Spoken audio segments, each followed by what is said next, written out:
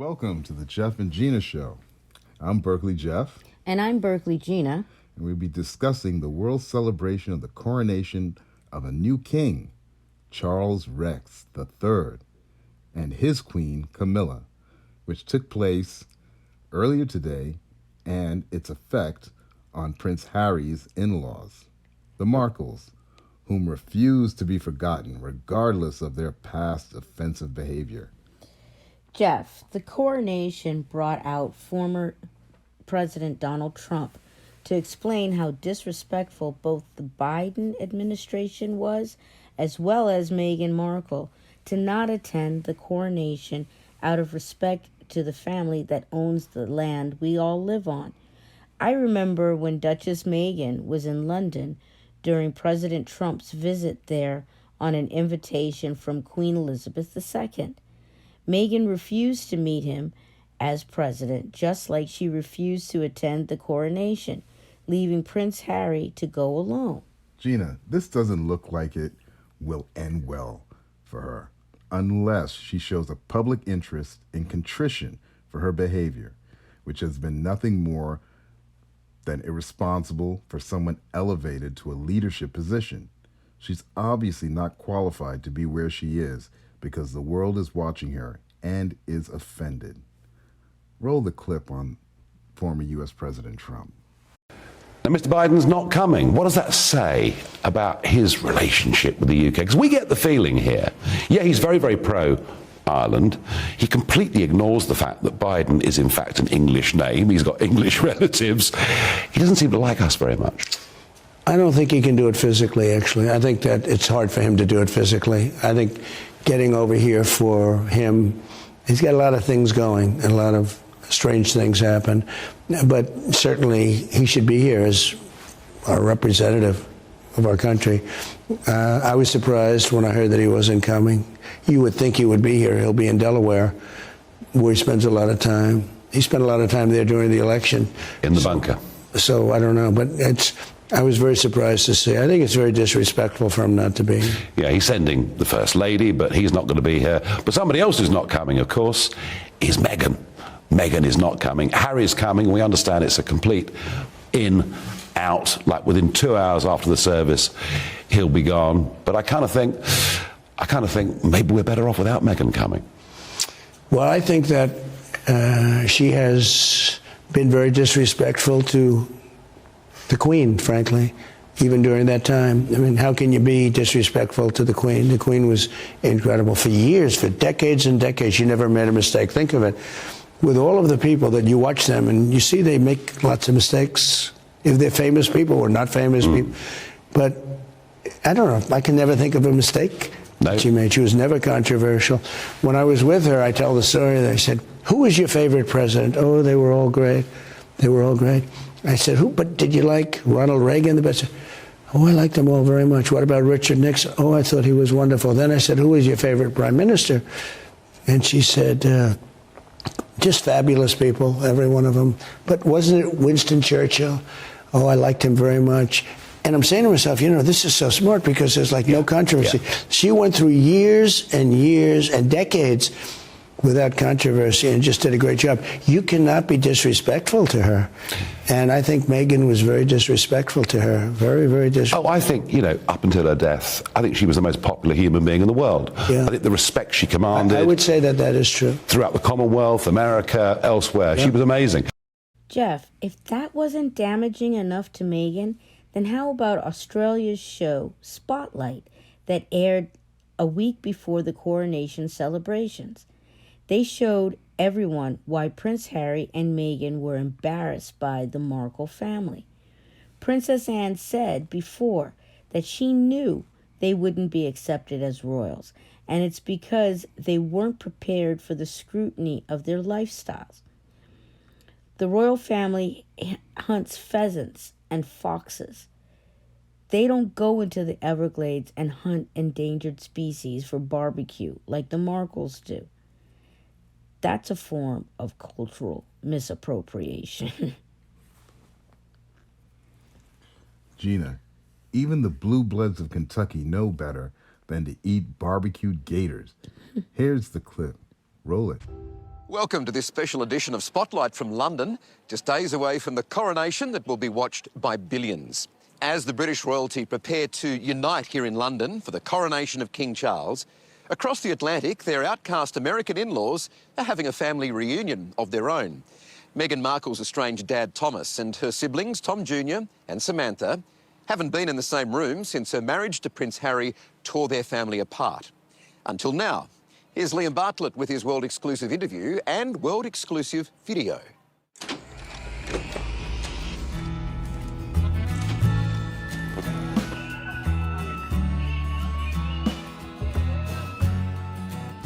Long before she was a duchess, Meghan Markle was a queen. A homecoming queen. She says she wants Who people bowed to everything and cheered. she wants. I see she gets. She fished, That's my daughter in the water. Everything she owns, I bought her. she danced, Everything she and she loved her daddy. These are the precious family videos of a father who still loves the daughter who no longer speaks to him. I know, being an old Hollywood man, you've got lots of old tapes of Meghan.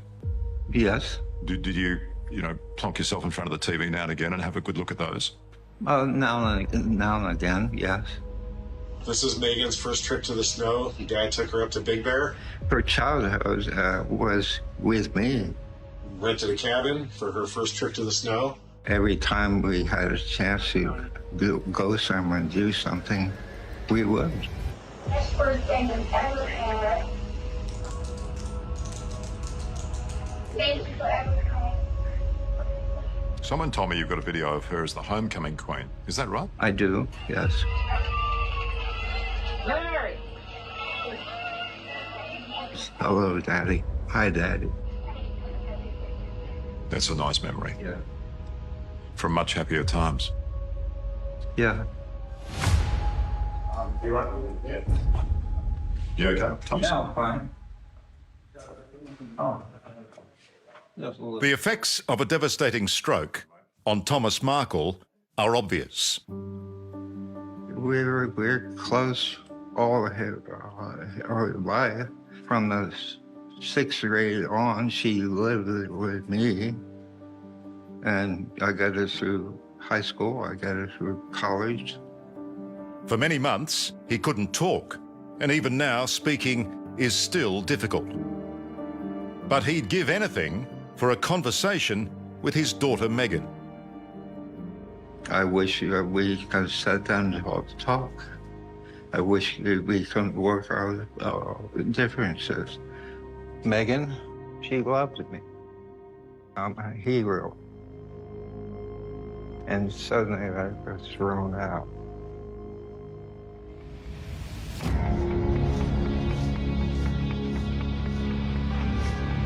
She has got to ask herself this every day. Why am I doing this to my father?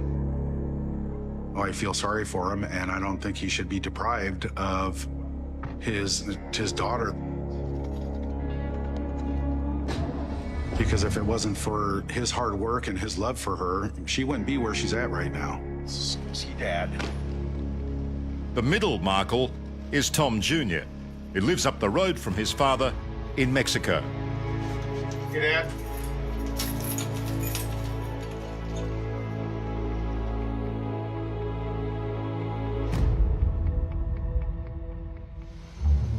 And across the continent from his sister Samantha, who they call Vonnie. Daddy, I met a prince, was verbatim what was said. So not, I met a great man and he's really interesting and I want to get to know him more. It's, I met a prince. This is a journey years in the making to reunite a family torn apart by one of their own. This is us going across the border to the airport to go out and see my lovely, amazing sister, Vonnie. Vonnie lives in Florida. She suffers from multiple sclerosis.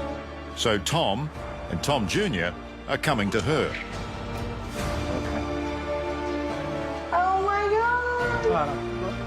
Dad, Hey. oh my God.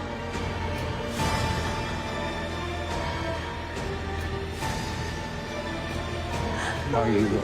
Fairly, yeah. Okay. Everything okay? Yeah. Okay. This reunion means a lot. Thanks. So good to hear you.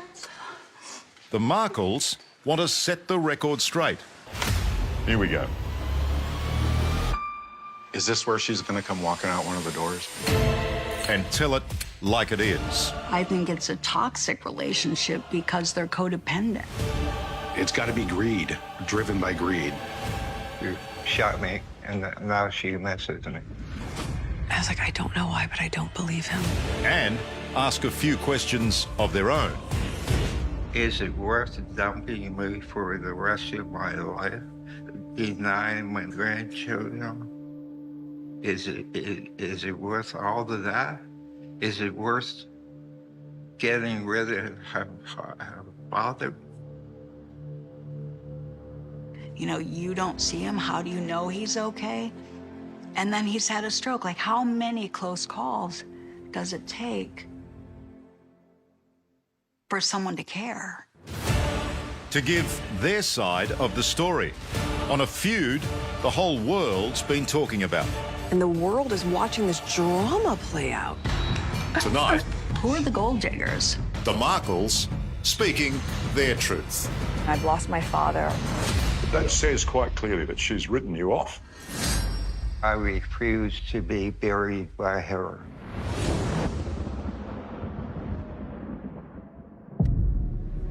Someday Meghan's going to realize that she's obviously missing out on a really good, tight-knit family. I mean, we're all still together all the time, no matter what. And you can't put a price on that. It's a bit strange, isn't it? With Harry's background, with losing a mum when you're so young, you'd think if anyone would really make sure that family was connected, it would be someone like him. We would hope so. But Harry's still a boy.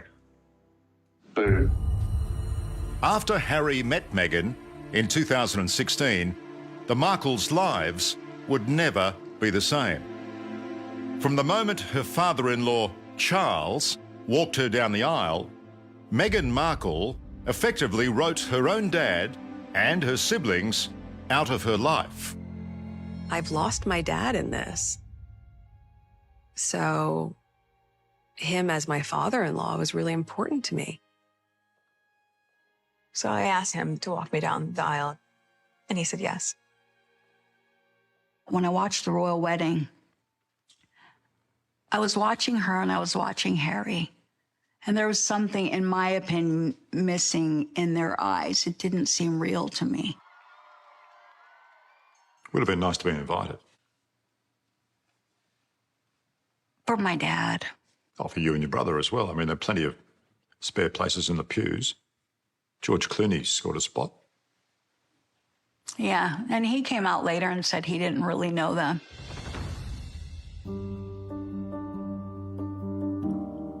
These guys can tell you how close we were, Meg and I. And I certainly spent a lot of my life with her. And I don't know how she can throw all it away. Thomas had Meghan with his second wife, Doria. For many years, father and daughter shared a special bond. But no longer.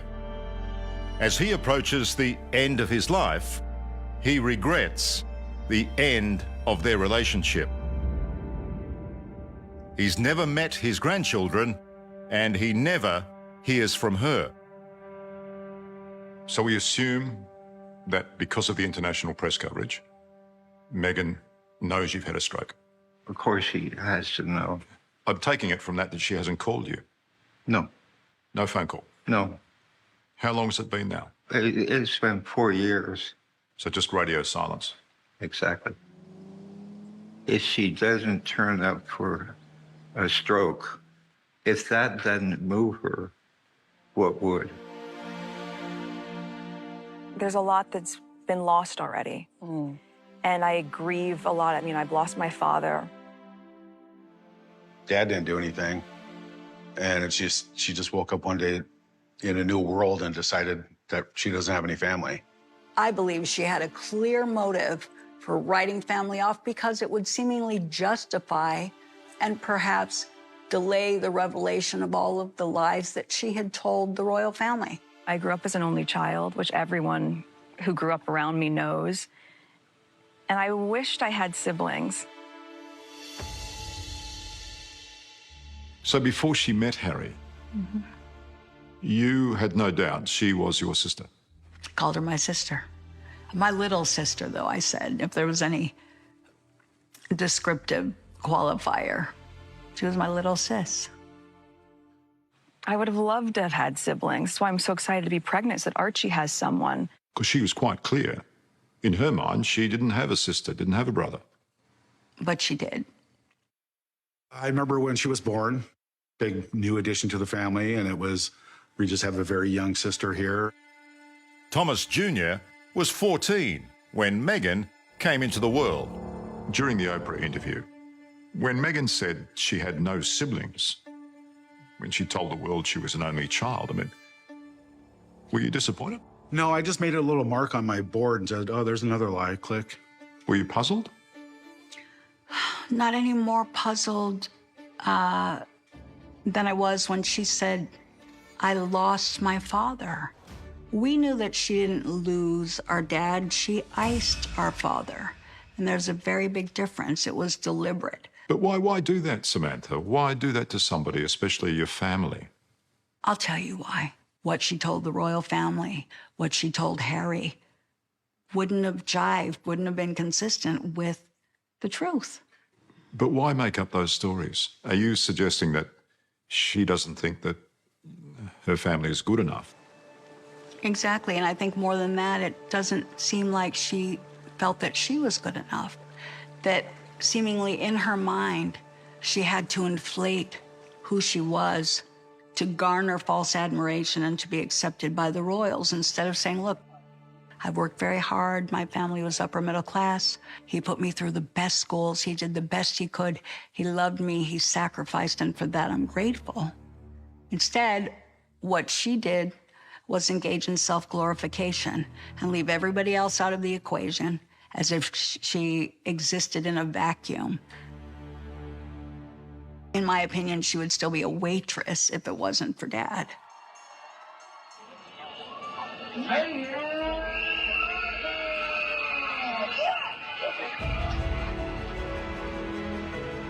Determined to prove that Meghan enjoyed a close relationship with her father, the family decided to share a selection of treasured childhood videos. She and Dad had days at the ballpark and weekends at the lake. What? Dance movie outings turned into regular lessons.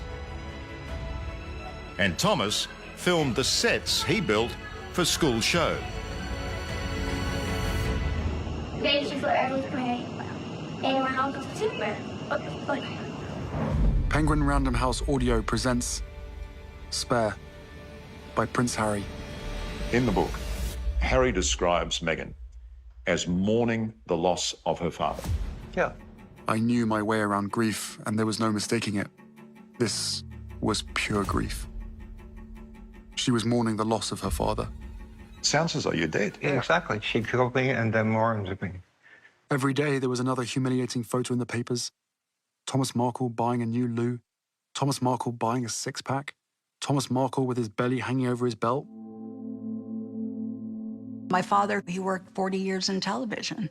Won 2 Emmy Awards, was nominated for another one. And so all of his peers at ABC and in television seeing deadbeat dad. He's a drunk, he's slovenly, he's, cashing in on his daughter. You think he's been very unfairly treated, don't you? Oh, God, yeah. I mean, at no time did she come out and say, don't treat my family like that. That's not true. So she had the opportunity, if we were misunderstanding something, to set it straight and to take charge in a positive way. Can I put a proposition to you? Because you're family, you guys are just so much alike. And Meghan really is just a carbon copy. What do you say to that proposition? I mean, in the sense that you're really just as bad as each other. Well, I throw, no, you throw them back. I mean, she has made money out of selling her story. No offense. You have made money sometimes out of selling your story. But she can afford a much bigger ball. There is no denying that Thomas Markle shoulders some of the blame for the breakdown of his relationship with his daughter. This story is going to come out tomorrow saying that your father's been staging pictures and taking money from the press. And I was like, what kind of pictures? Before her wedding, he was caught out engaging in staged paparazzi photos in exchange for cash. This is tabloid fodder. They are going crazy with this story this morning. Something he now says he deeply regrets.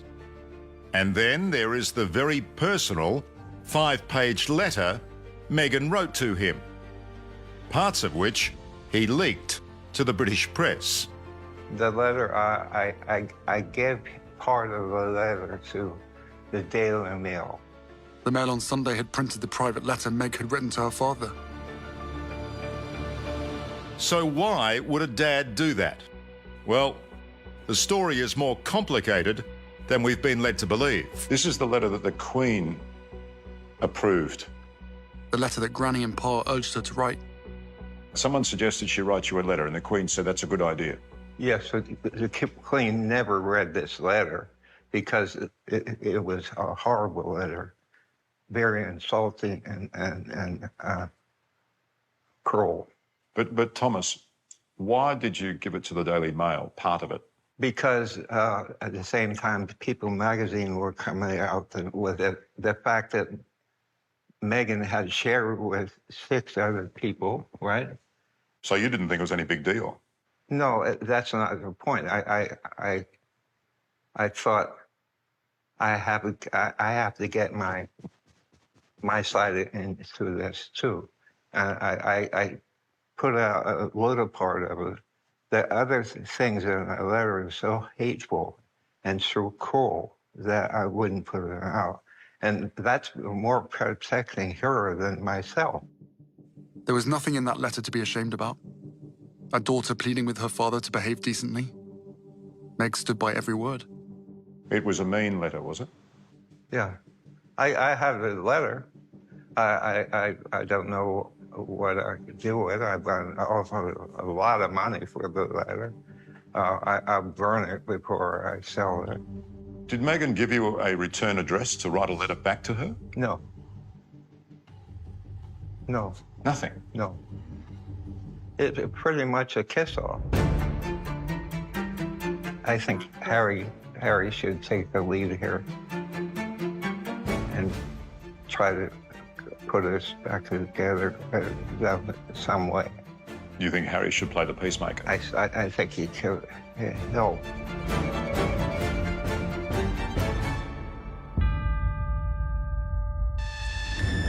Up next. What happens if she loses Doria? Who's she going to have to turn to in the family that she hasn't thrown under the bus? When you look at what she and Harry have done, doing Netflix, making $100 million, who are the gold diggers?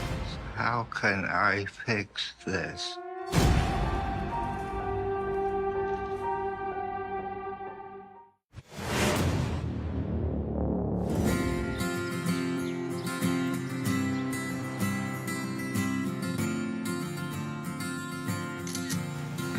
Okay. I found the most endangered species in Florida to cook. Oh, nice one. Yeah. Okay. What a bit of gator. That's not gator, is it? Gator is really tough. It's like chewing on rubber bands. We said we were going to grill the Markles. We really meant it. We're definitely well done by now. Been grilled in the press for years. The gaggy Barbie jokes were irresistible, and the Markles happy to be part of the fun. How could anyone make sense of the last 4 years without a laugh? Hey, Harry's burning. Turn Harry over. Oprah will be sad to see these chickens being cooked. Archie's chicken. Oh, how cute is that? When Oprah says, "Oh, what are these?" she says, "Oh, those are rescue chickens." We put on our wellies to feed the hens Meghan and Harry recently rescued. I almost choked because I've never in my whole entire life heard of a rescue chicken. Have you? Maybe you could, like, scoop the zucchini over. If we were at the palace, you'd have a much bigger barbecue. One thing I'm proud of, I never played naked pool. That's a good point. That's true. And I never dressed like Hitler. Ever. And you've never been to the Arctic and frozen your... Never. If they did, I certainly wouldn't tell anybody. Yeah, you know, I mean, somebody who wants privacy does not, in a book, talk about his todger. My penis was oscillating between extremely sensitive and borderline traumatized. The last place I wanted to be was Frostnipistan. You're going to the North Pole. Thank you. Okay, and things got very cold. At what point did you realize there was a crisis at the South Pole? The mood is light-hearted. But this gathering of the Markles has also been about the things they don't laugh about. It is, after all, the first time they've sat down together to talk about how all three of them have been written out of Meghan's life. The only person she maintains contact with is her mother, Doria. What happens if she loses Doria? Who's she going to have to turn to in the family that she hasn't thrown under the bus? So, like I said, a simple apology, and it doesn't have to be in public. It could be, you know, but just get it over with and relieve yourself of all that stress. Well, it's funny you should say that because they're asking for an apology from Harry's side of the family. For what? You know, I've had to make peace with the fact that probably never going to get genuine accountability or a genuine apology. When you look at, in my opinion, what she and Harry have done, throwing everybody in the family, everybody in the royal family under the bus, doing Netflix, making $100 million, doing Spare, writing their own books. Who are the gold diggers? So what do you say to the people who say that you came here, you made these multi-million-dollar deals, and that you were just money-grabbing royals? Who are the opportunists of family name and of family stories and of photographs and of, you know, come on, that's the pot calling the kettle at its ugliest. Look, from my perspective, all I needed was enough money to be able to pay for security, to keep my family safe. So, when you look back at the last 3 to 5 years, do you think meeting Harry, being with Harry, marrying Harry, has improved your sister's behaviour, or do you think it's made it worse, the whole situation? I think it's made it worse because I think he has personality profile that perfectly enables someone who is an alleged narcissist. Whether it's PTSD or his seeming neediness over his mother, his history of being somewhat rebellious in his own life as the younger child in their family, competing always with his brother William and never being happy. I mean, he has a similar personality in not only the rebellion, relying on substances to avoid accountability and real growth and responsibility. I mean, I think he's enabled her, and I don't think they're improving each other's lives. I think it's a toxic relationship because they're codependent. I'm really proud of us. You know, I'm so proud of my wife. Would you like to talk to her? Now. Is it possible to put all that water under the bridge and have a chat to her?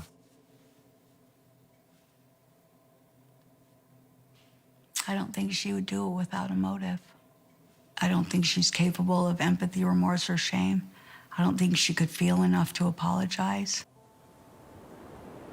How do you now manage to cope with the idea that you've effectively been cut off? Tell me.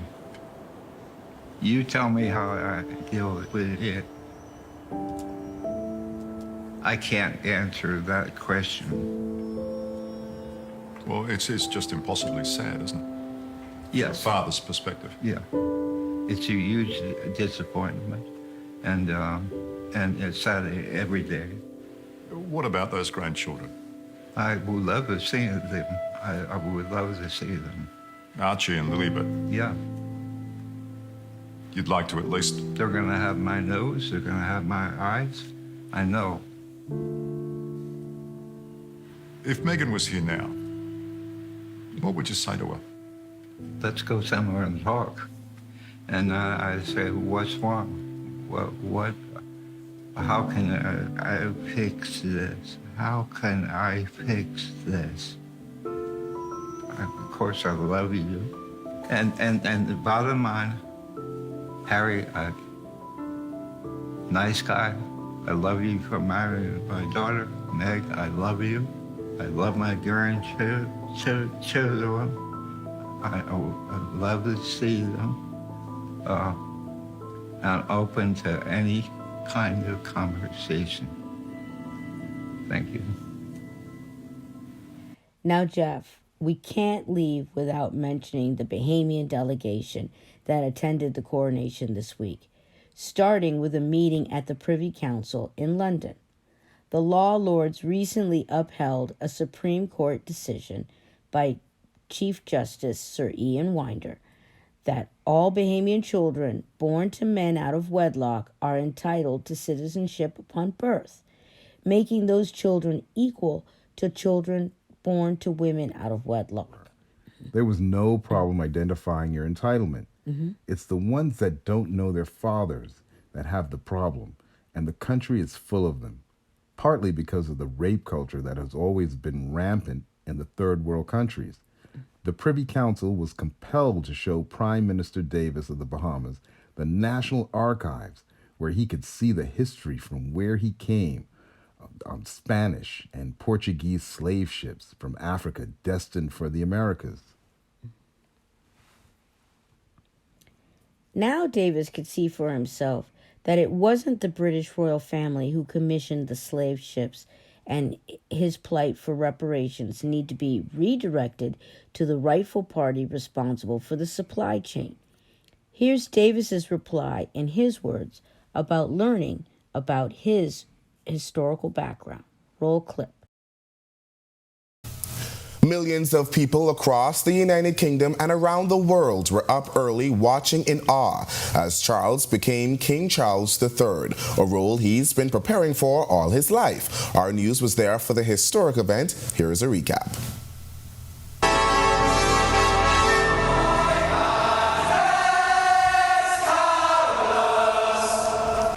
Westminster Abbey, the scene of yet another historic moment, as King Charles became the 40th reigning monarch to be crowned there since 1066. The celebration started with a procession from Buckingham Palace to Westminster Abbey. More than 2,200 people from over 200 countries, including the Bahamas, were already inside the church by the time the King and Queen arrived. Once inside, King Charles followed the age-old tradition and was presented to the people standing beside the 700-year-old coronation chair. I here present unto you King Charles, your undoubted king.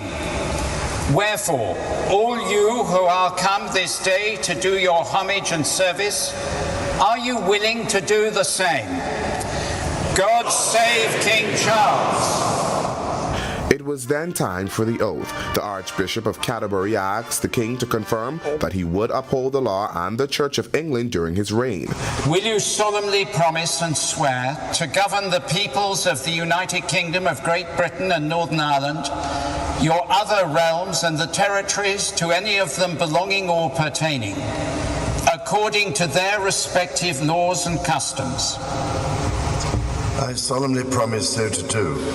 In his sermon, the Archbishop said, "What was given today was for the gain of all." He stressed the importance of service. The King of Kings, Jesus Christ, was anointed not to be served, but to serve. He creates the unchangeable law of good authority, that with the privilege of power comes the duty to serve.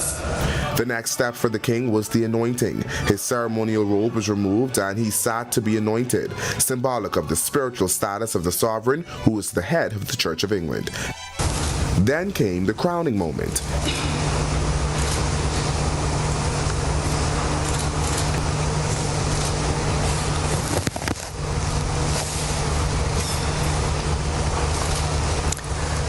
God save the King! Many have brought up the cost of King Charles III's coronation celebrations, possibly costing around £100 million. The Centre for Economics and Business Research estimates a boost of over £300 million from the extra tourism and spending in pubs this weekend. We asked British High Commissioner to the Bahamas, Thomas Hartley, about the economic benefits of royalty recently, and while royal visits can have a steep price tag, he tells us, I think it's hugely popular. I think the image of the UK around the world, of all the pomp and ceremony, is rooted in the royal family. I think that's a really important export for London. I think it's a really important export for the Bahamas as well. I know that when we've been talking a lot about Bahamian exports to the UK, and there's been lots of interest from UK importers because of that royal link. He also highlights the American interest in the British royal family. And as Americans are just a flight away from us here in the Bahamas, we can benefit from the tourism opportunities that stem from U.S. visitors wanting to visit places significant to the monarchy. I'm certain that every time a member of the royal family visits the Bahamas, it generates commercial and kind of tourism interest as well. Being so close to this US market and knowing just how much Americans love the royal family, it puts the Bahamas on the front line of taking the opportunities for that the royal family generates. The solemn ceremony of King Charles's coronation taking place earlier today, but just who is the king and what is his role? Let's take a look back at this piece by our Marlena Leonard. Charles Philip Arthur George was born on November 14, 1948, to then Princess Elizabeth, Duchess of Edinburgh, just 4 years before she would become Queen Elizabeth II. After Prince Charles received his investiture as Prince of Wales in 1968, he became heavily involved in matters of the Commonwealth, including representing the Queen at the independence celebrations of Fiji in 1970, Papua New Guinea in 1975, Zimbabwe in 1980, and Brunei in 1984. Of course, he was also representing the Crown at our own independence celebrations in 1973. Future Governor General Dame Marguerite Pindling was center stage in much of the celebrations at the time as the spouse of the Prime Minister, Sir Lyndon Pindling. She shares these memories with the young prince. He stepped off in his uniform, his official outfit. Young and handsome he was. They also shared an iconic moment where the young spouse of the Prime Minister and the heir presumptive shared a dance. And all the formalities had ended, and he said to me, "Would you like to dance?" And I said, "Yes." "You'd like to dance? You could dance calypso?" And he said, "Yes." Well, my dear, when he took off on the floor, I didn't know where he went. I had to look for him. But we had a wonderful time. His Majesty was just 24 years old at the time of our independence celebrations in 1973, and while his mother acceded to the throne at 25 years old, this future monarch would have a much longer time to wait. British High Commissioner to the Bahamas, Thomas Hartley, says the decades of experience and service gives a window into what we can expect. Yeah, I think he's the prince that has waited longest to be king in the history of Britain, and he's had more training and more investment and more time to show us the type of king he's going to be than anyone else. So I think we're going to see a lot of the same, and I think we're going to see a King Charles committed to the Commonwealth, a King Charles committed to climate change and sustainability, a King Charles that travels a lot, particularly to small island states around the world, and a King Charles that will continue in the same spirit of Her late Majesty in serving people first and doing absolutely he can to champion the causes which he feels are globally important.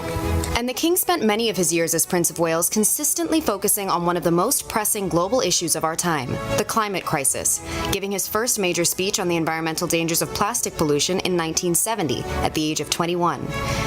In 2021, he gave an impassioned speech at COP26 on the matter. But now, as King Charles III, will he still be able to campaign as strongly for the environment? Partly tells us it may not be so simple anymore. The role of Prince and King are different. The King is a constitutional role, and the responsibilities of that are different.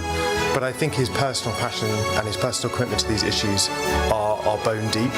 And therefore, I think we're going to see continuing kind of working behind the scenes, supporting those causes. And he'll continue to pioneer issues of those that are of global importance and importance to all citizens of the Commonwealth from 56 countries around the world. Even so, his dedication to the Commonwealth countries is clear, many of whom are small island states like ours, who are getting a near front row seat in this morning's historic event. As for the next time the Bahamas may see King Charles, Dame Marguerite tells us she hopes to get a moment to invite him soon.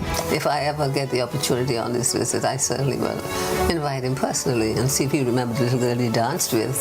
And I said, we can do better now, you know, the older and wiser. Prime Minister Philip Davis paying a special visit to the National Archives in London this week. While touring the facility, Davis had an opportunity to view the archive's special collection on the Bahamas. He says it was quite revealing to see some of the challenges the Bahamas faced as a country. We see some of the sympathies being expressed by governors who were very anxious and concerned about the treatment of the majority of the people, the Negroes, as they call them in their dispatches, being deprived of education, basic necessities, lack of education, etc. I mean, it's rather revealing. Prime Minister Davis also sharing this takeaway from the timely visit. This also reminds me that we truly need to look at how we keep and restore our records for future generation to be able to understand what is happening today, so as to inform their future. Because understanding what's happening now will cause the next generation to avoid some of the pitfalls that we may have fallen into. Now, those on the tour were able to view documents from as early as the 1700s. Consultant to the Orange economy in the office of the Prime Minister, Ian Poitier, shares some of what they were able to witness. We've seen maps of islands. We saw the Holy Ghost Islands off of Andros. We didn't know they existed. What we're looking at now is a whole series of documents relating to independence, the pre-independence period. It's quite emotional. It's surprisingly emotional. You know, looking at the report into the Burma Road riots and what almost happened. The recommendations around corruption, how to clean it up in the 40s and in the 60s. You know, petition for the Bahamas to become self-governing. You know, and we're looking at the bit of paper that started that. Head of Modern Collections at the National Archives in the UK, Dr. Juliette Duplat, and Strategic Relations Coordinator Trish Humphreys say they're pleased to be able to remind Bahamians from whence they've came ahead of the Bahamas' 50th year of independence. We preserve the history of the nation, so it's a pretty important job, and it's important for us to give access to those documents as well. It's great, it's really heartwarming, and it's really nice to see that what we do is actually important to people, that preserving history means something to people today. It's always encouraging to us to see people enjoy what we show them and to have a personal connection with it, and that's probably the best part of my job. Reporting for our News Weekend, I'm Jamila Missick. So until next time, I'm Berkeley Geoff. And I'm Berkeley Gena. God save the King.